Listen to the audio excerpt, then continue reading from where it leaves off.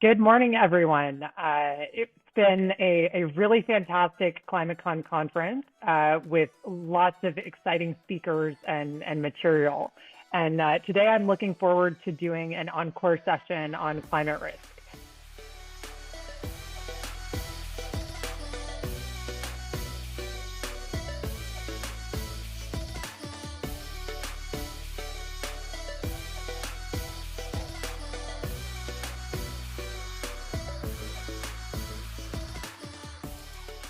My name is Giulia Siccardo. I am a partner with McKinsey and Company based in San Francisco and focusing on leading our sustainability and ESG practices.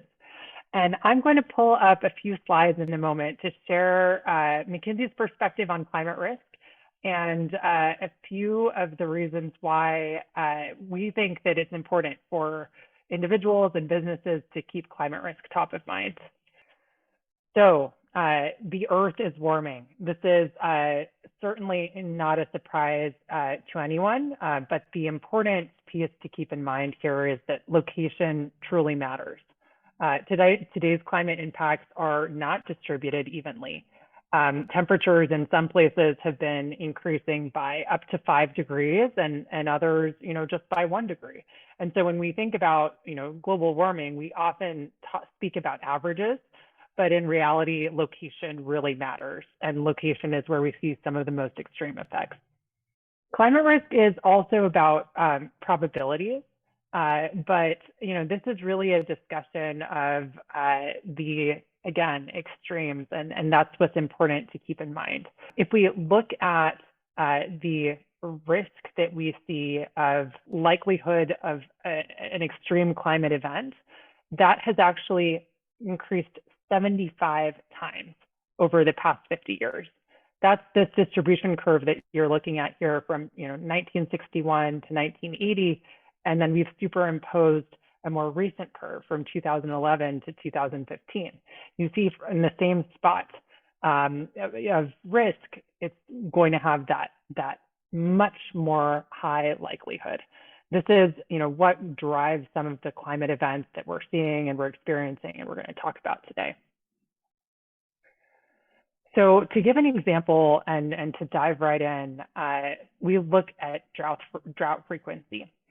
So what you're looking at on this map, and increasing color is increasing intensity, is the percentage of a representative decade that would be spent in drought. This is kind of our current view on where we are today and what we're actually experiencing, as a human people.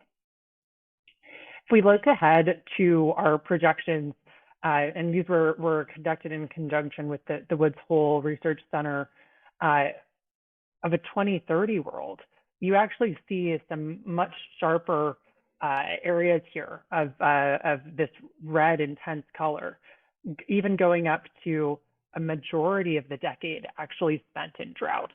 We'll talk more about, what that means for working, what that means for agriculture, but this is a significant difference than the map that we looked at previously, and this is, a reality that could be less than 10 years away.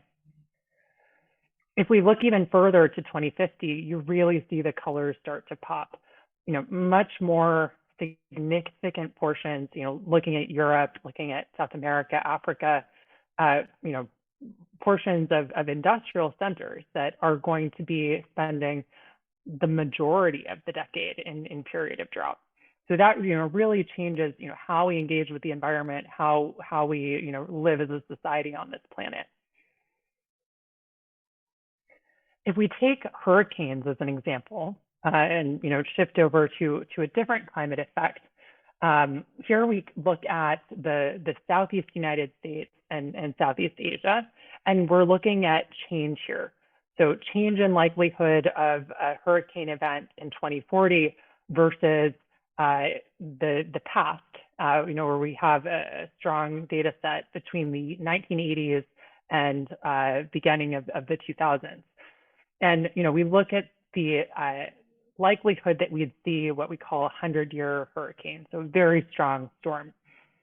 As we look at the change, you see, the coastline in, most of Florida, but all the way up into down the East Coast and all along the coast of Southeast Asia, particularly predominant in Japan, very significant increases kind of up into the 2x or 3x range of what we've seen over the past decade. Now, some of the examples that we talked through here are spread out across different categories. And we wanted to introduce here a framework to kind of help think about what are all of the effects of climate change? How do I reconcile them? So there are really two main categories.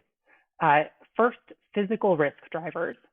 So these are physical manifestations of climate risk, physical damage to our planet, and they're caused by two types of drivers. One, acute, so risks that are manifested in higher frequency or higher strength weather events, floods, droughts, heat waves, etc. And then there are chronic risks. These are also important to keep in mind, but they may not manifest in a significant, extreme event that gets a ton of news coverage, but it's still very important for us to keep tabs on. These are things like temperature rise, heat waves, but over a longer period, precipitation increase, sea level rise. These, they may not make the headlines, but are quite important for us to keep note of. If we move away from physical risk, a second category of risk, which will not be the focus of today's presentation, but is also closely related and quite important for organizations to note, and this is transition risk. So this is risk of underlying frameworks, whether regulatory, consumer-oriented, shifting. So, for example, a price on carbon, becoming a legal requirement. That would be an example of a transition risk. So we think that businesses should take note of both what is physically happening in their environment and how that may cause real tangible financial risks on their operations and cause operations to shift, but also how transition risks should be taken into account. Today's presentation will focus on the physical side, however. So as we get into our research here, what we did is effectively look at climate risk, physical climate risk across a range of cases that span geographies and sectors. And we tried to answer some pretty practical questions through our impact assessment models. So, what is going to happen to the Mediterranean basin? We saw from some of the previous slides that there are going to be some pretty extreme shifts in temperature and climate in that area. If we look at Florida, it's similarly a region that, right now has some of the most valuable real estate in the US, maybe even the world. What happens to those mortgages? What happens to those housing markets? As we look across, supply chain, which geographies are going to, create weak links? And, because our supply chains are global and quite distributed, what sectors are going to be most impacted by climate risk as a result? What happens with coastal cities that are facing increasing flood risk? As we look at agriculture, how can farmers all over the world, India, Africa, actually react and adapt into a rising temperature climate? We look at across these questions and we'll share some of the findings from that research today. So as we look across risk, there are a couple different bearers of that risk. The risk can impact human capital. So effectively, that is having an impact that relates to the livability and workability of a place. Risk can impact physical capital. So, actually damaging physical assets, buildings, or infrastructure, transmission lines, and, causing power to be down. And finally, risk can also impact natural capital. So it can impact our food systems and, our biodiversity effectively. So, how does temperature actually engage with what can grow on our planet? As we look to 2030 across each of these categories, we see significant impacts. based on the climate risk modeling that we collaborated on. So highlighting just some of these, very, very significant effects. So on the livability and workability side, we see that hundreds of millions of people that today are not experiencing the effects of climate change by 2030 would be living in areas that have a 9% or greater probability of lethal heat waves. So these are heat waves where, if air conditioning is not present in a home, it can be, quite dangerous for individuals to spend time, any small meaningful time outside or even in their homes. Food systems. So 20% increase of risk of a significant grain yield decline. So this is categorized as a grain yield decline of greater than 15% globally in a given year. Twice as likely that we would experience something like that. We're already experiencing, due to the invasion of Ukraine, some of the knock-on effects on grain supply chain. This would be, even more exacerbated than already the challenging situation we're navigating today as a global economy. On the physical side, a 2x increase in the risk that capital stock could be damaged by flooding. This, particularly significant in any, if we think about the US, any states that border a coastline, lots of transmission lines, power lines, sit along the coast. They're, distributed and expensive to replace and maintain. This would, bring a significant cost base to maintaining those types of assets. And then finally, on the natural capital side, we see 30% of the Earth's land area projected to experience biome shift. So meaning that the climate that characterizes a certain area would transition to a completely different climate across the kind of typical biosphere landscape. This means that the animals, the plants that were able to thrive in a certain area would no longer be able to do so, and would be one of characterized by migration of those species elsewhere, which has could have quite disruptive second and even third order effects. So if we go on to 2050, you see kind of across the board, all of these effects that we spoke about, they are exacerbated and increasing even further.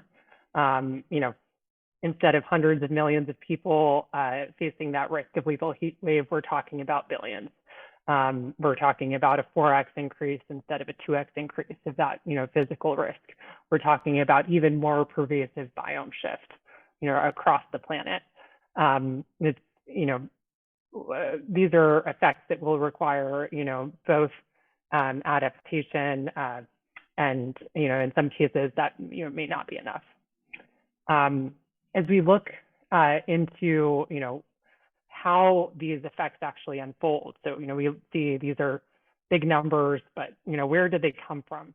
The reality is that the math here is all about thresholds. So as we warm the planet, we are, pushing the boundaries of effectively our ecosystem's equations to a point where they can no longer sustain. So to walk through just a couple of the examples on this page, if you look at a human and the human body's core temperature, if we go beyond a certain point here, 42 degrees Celsius, it's very challenging for that human to continue to live, for our organs to continue to function. We are just, not meant to be pushed beyond that threshold. And yet, we're pushing the planet to create more and more days where, that will be the ambient temperature outside in many highly populated parts of the world. That poses a challenge. If we look at food systems, you see, here a bell curve of sorts. As we continue to warm the planet, we, push beyond an area where, we are in a productive band, and we're able to actually grow crops to a temperature zone where we create a hostile environment.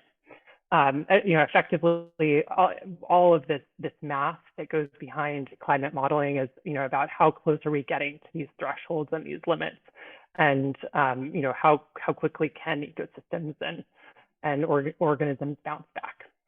As we also, looked at food and, conducted a deep dive on grains, highlighting here, the regions where most of these crops come from. If we, focus on the top 4 crops, and you see the major grain production areas highlighted here. Effectively, 60% of global grain production occurs in these regions that are highlighted. And these are regions that coincide with areas of temperature increase and biome shift. And so, if we look at what that means for grain yield declines, today we are seeing that, once a year is the most common percentage in terms of, these global yield failures actually transpiring.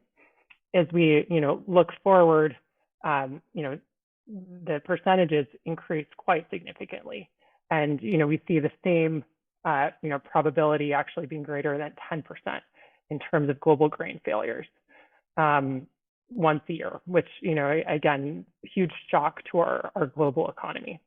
And, as we look at that likelihood over a 10-year period, spread out in time, we're, seeing that it would be effectively almost impossible for us to go a decade without experiencing global grain failure. So, as we think through, what that means in our very, connected economy, where, we are depending on food inputs from other regions, a shock that is happening, on the other side of the world that's driven by climate might impact global supply and, may cause us to think through our, food system differently. And grain has been, a stock product and staple, across the world and across many cultures. And this may no longer, be that stock staple that it's been in the past.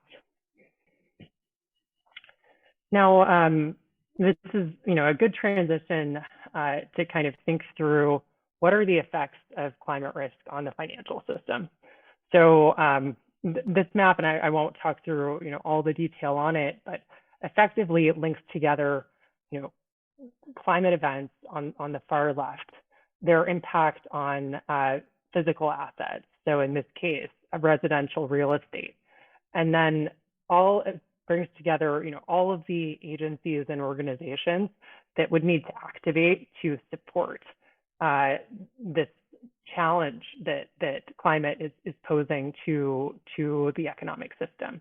So insurance, FEMA, mortgage lenders, state governments, all would need to come in and activate to provide recourse and ultimately, a strong backstop to the owners of these assets. And effectively, this sequence of events is one that, we've seen play out in Puerto Rico, in other areas that have been ravaged by hurricanes and significant climate events, and one that will, unfortunately become more common and ingrained as these events, continue to crop up. Now, we talked a lot about the challenge, and it seems bleak. There's a lot of risk that is at stake, but we firmly believe that in order to affect positive change, it's important to understand the context and understand the magnitude of that risk. And so, as we think about the paradigm shift that is required to actually manage these risks, there are 3 steps that are very important for organizations to take into account. The first is to truly embed climate risk into all decision making. We'll talk more about that in a second. The second is to adapt.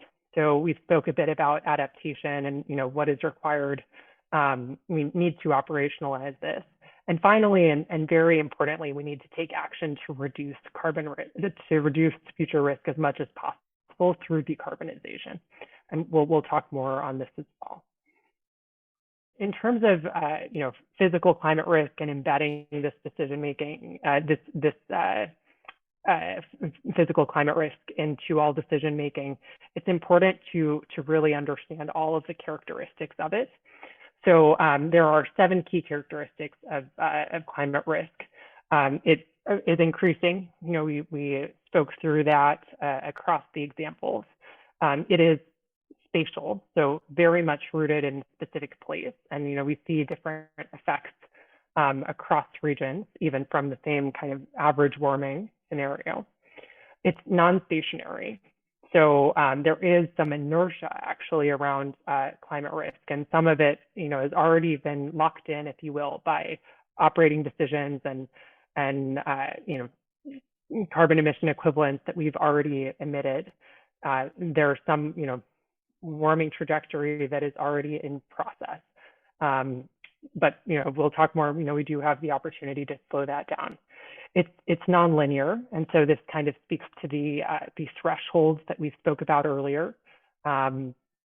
It's systemic, so there's a lot of interconnectedness and what's happening in terms of the climate, what's happening on the planet. Unfortunately, it is regressive. So we see many of the sharpest impacts. Maybe Florida beachfront real estate is an exception, but many of the sharpest impacts in rural areas where livelihoods are rooted in agriculture, in doing manual labor outside. And finally, we are, underprepared here. We are, and I think that has come through in kind of the magnitude of the scenarios that we looked at. We are going to really need to significantly increase the pace and scale of our adaptation and our decarbonization, and that will involve some trade-offs and tough choices. So taking that kind of definition and those characteristics of climate risk in mind, and looking at what does it actually mean to integrate climate risk into all decision making, we see kind of 4 categories where it really needs to be embedded. First is in processes, so ensuring that we are anytime we are taking on a new effort or making an operating decision on a day-to-day basis, that we have identified and measured climate risks, and that we are managing and monitoring them in terms of how they may impact our business operations. Within organizations, we need kind of clear roles and responsibilities around climate risk, and ensuring that sufficient individuals in the organization have the right skills and capabilities to understand climate science and how it may impact the day-to-day, essential activities of the business. Around governance, policies and oversight are a requirement, as well as on the broader enablers side, having sufficient technology and data to make the right decisions, and having a culture where the understanding of these issues and their importance is clear, and that messaging is coming from the top. Around adaptation, the adaptation is going to be a response that is absolutely required. There are different categories of action that we should keep in mind here. So the 3 are first, physical adaptation. So ensuring that we are actually investing in protecting our physical assets, ensuring that businesses that have a building or campus have reinforced walls if they're in a flood-prone area, that there be seawalls around communities, potentially even building new infrastructure that will be more rugged and be able to better withstand extreme climate hazards, like rugged solar panel installations being installed in island regions that are prone to hurricane risk. On the financial side, we will need to rethink our insurance to ensure that we can appropriately reflect risk, but also ensure affordability, given the realities that we're looking at here. And also really make a concerted effort to mobilize financing to fund these adaptation measures that we spoke about. And here, public-private partnerships will be key. Finally, behavioral adaptation is worth underscoring. A lot of what we consider around adaptation can actually be preventative. So, for example, in an operation where you're requiring workers to labor outside, or you're operating in a region that is extremely prone to heat waves, thinking through how you think about hours differently, potentially shifting the worker shift later in the day to keep them out of peak sunlight and make working at your workplace safe. Thinking through having emergency response on call in areas that may be prone to an occasional heat wave. As we think about kind of the longer term impacts, and we spoke about some of this earlier, there may be some areas that simply are not inhabitable for the majority of the year, and these have been areas where cultures and communities have persisted for a long time, and those areas may need to be relocated. So this is important to keep in mind that this may actually be the best and least cost solution in some cases. As we think through the mitigation scenarios that we spoke about, decarbonization is going to be key here to try and reduce the amount of warming that affects our planet and reduce the amount of adaptation that we'll need to take on. So some of the core levers for that, reducing demand. So thinking through, enhancing energy efficiency, pushing forward on circular economy principles as much as possible so that we're demanding less resources of our planet. We are, expending less energy, but at the same time, fueling that growth, but in an efficient manner. As we think about, what powers and fuels that growth, shifting the sources of it, pushing more around electrification, not just for vehicles, but also in buildings, also in industrial processes where viable, deploying more renewable energy, especially on site.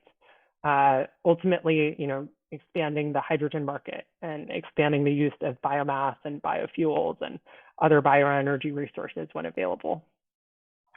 Next, it's going to be key to scale up what we call a carbon management industry. So, scaling carbon capture and removals, stopping deforestation, and really creating a structure around these markets. Finally, we're going to need to tackle kind of the other buckets of GHG emissions, which don't get a lot of attention, but together are significant, and in some cases can have even stronger nonlinear effects on our global warming. So reforming agriculture and food systems, having huge impact on methane and nitrogen, and especially fugitive emissions in industrial agriculture operations. So a lot of levers that we can pull as a society, and a lot that the private sector can actually, take the lead on. Now, as we kind of take into account, everything that we talked about, this set of scenarios that we looked at and their impacts, which are quite significant, the levers at our disposal to respond. We are facing really a pivotal decade. This decade is going to be one where, as we look at these charts, keeping within a 1.5 degree pathway, if you look over on the right, requires a sharp pivot from the direction that we've been progressing on as a society. Nothing about it looks easy, and it's unlikely that it will be. So this is really where collaboration and kind of systems thinking is going to be critical. Thinking through the importance of adaptation and mitigation together, thinking through the importance of public sector and private sector working together, thinking through integrated decision making across disparate parts of organizations. This is the type of response that will be required to the magnitude of challenge that we face. In closing, I just wanted to hit on a couple points here in the context of COVID and the current socio-political landscape and what that may mean for how prepared we are as a society to face this challenge. So as we look at the range of possible futures for climate action, before the pandemic and before some of the crises that we've been facing as a society in the past few years, we were relatively on a more narrow path, and it wasn't necessarily perfect path, but what we've seen in this environment of polarization and increased tension on multiple fronts, that there is really a broadening of the possible solutions that experts see and possible outcomes that experts see to the climate crisis. So on the right-hand side, we see that it's possible that due to the pandemic, due to some of the challenges that we're facing, science has been further elevated in society, and there is more interest in better understanding scientific systems and their impacts. Governments have been working on economic stimulus, which includes green. We are indeed seeing that certain emissions reducing behavioral changes are that have been caused by the pandemic may be sticking. People preferring to bike outside, walk outside rather than take cars. We are also in a high oil price environment, and that could actually increase the competitiveness of electric vehicles, other zero carbon technologies. On the left-hand side, we paint a different picture. It's possible that the same context in which we sit today actually leads to a different series of events. Potentially our government leaders are distracted by other priorities. We actually end up increasing fossil fuel subsidies in response to the economic challenge that the current pricing environment brings on the typical American family, and therefore decreasing CO2 prices. There's a broad range of spectrums and a broad range of proposals on the table. And so, it's never been more important for, individuals to be informed and for businesses to be informed, to make the right decisions here. So in closing, wanted to share just kind of three lessons here, three categories of lessons that the COVID crisis has actually brought to us that may be able to help us address climate change, and in my hope bring us more towards the right-hand side of the page that we looked at before. So on the vantage point of government, obviously the pandemic brought an example of the importance of scientific modeling and understanding of economic impacts of various policies and science-based decisions. And so you could envision that the government is able to build the capability to better model climate risk and assess the economics of that climate change ensuing, and even consider devoting some of the resources that have been earmarked for economic stimulus and economic recovery towards climate change resiliency and mitigation. And we've seen examples across Europe and North America of that happening with greater frequency. Around the private sector space, companies here have the opportunity to build more capabilities to understand where they may specifically be vulnerable across a broader set of scenarios. The shock that the pandemic caused to supply chain and broader operations introduced greater appetite for scenario planning, and that is something that is quite relevant in the climate risk world as well, and an important muscle for our businesses to have. Second, the focus on more resilient and more sustainable operations. Prior to the pandemic, a lot of focus was around cost, and it, led to some very complex and, challenging to manage supply chains. COVID, obviously, with the shocks and disruptions that it caused, has led many companies to reevaluate what their supply chain strategy is, and that may actually bring us to a place of more sustainable, more local supply chains.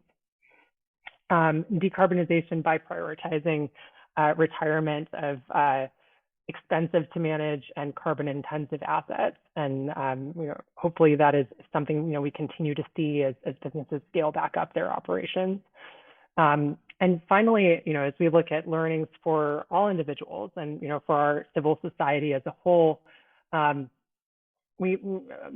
hope is that the pandemic has raised awareness around broader social causes, as have some of the social tensions that we've been experiencing in the U.S. and across the planet broadly, and that can also extend to climate change, and bring more education, more awareness, and that we're able as a society to build on those mindsets, those behavioral shifts of actually taking responsibility, taking action, and that can be something we can channel into more sustainable behavior. And with that, I will close, and I thank you to ClimaCon for the opportunity.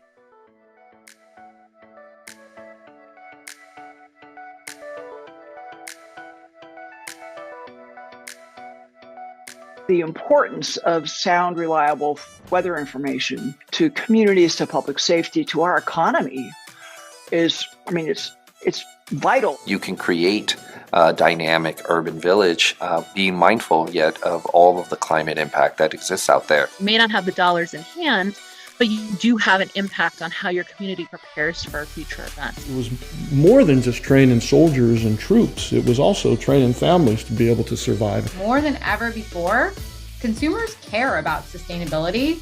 The seas are turbulent, but the winds are moving in the right direction on ESG. And increasingly, we see fabulous companies stepping up. Not only creating technologies for space, but are also setting visions for space. We use the vantage point of space to understand Earth, to improve life on Earth. It's adapting to those and being prepared for those that's going to help us take control of tomorrow today.